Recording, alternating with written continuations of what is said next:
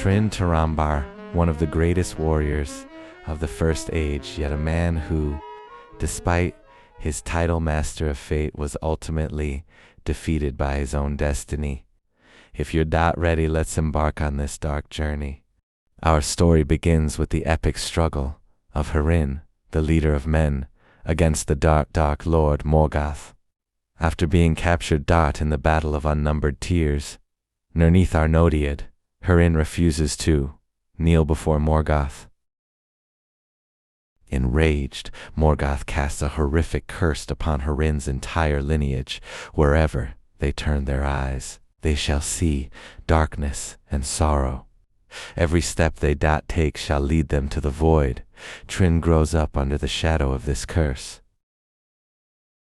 Sent by his mother Morwen to the hidden elven kingdom of Darius, Túrin is raised by King Thingol as a son. But his pride and inner rage caused the curse to bear its first bitter fruits.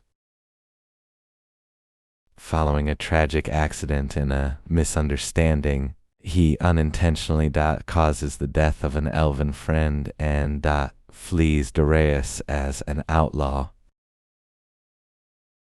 Túrin becomes a fugitive. He takes the name Nathan, meaning the wronged, throughout his life.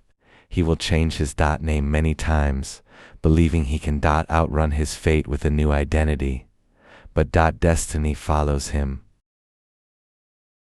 Túrin eventually arrives at the great elven stronghold of Nargothrond, where he becomes a renowned commander. He convinces the elves to abandon their secrecy and fight openly. He orders the construction of a massive bridge over the river Nurag. This bridge becomes both the pride and the downfall of Nargothrond, for Glorung, the father of dragons and Morgoth's most cunning agent, arrives. The city falls. Thousands are slaughtered. Túrin is ensnared by the dragon's hypnotic gaze and, believing Glorung's lies, chooses the wrong path instead of saving his family. The curse has clouded his mind. This is the darkest part of the tale. In the forest, Túrin falls in love with and marries a mysterious young woman named Nina.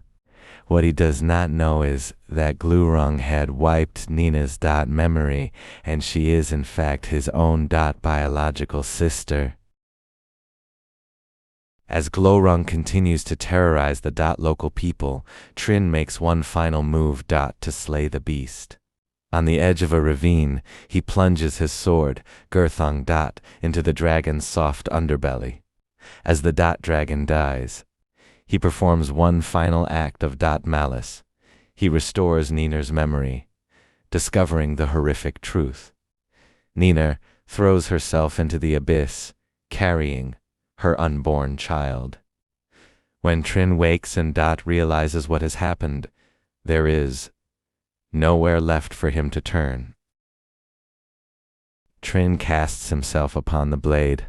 He lived as a hero, but died as a victim of tragedy. On his grave, it is written Túrin Turambar, conqueror of the dragon and master of ill fate.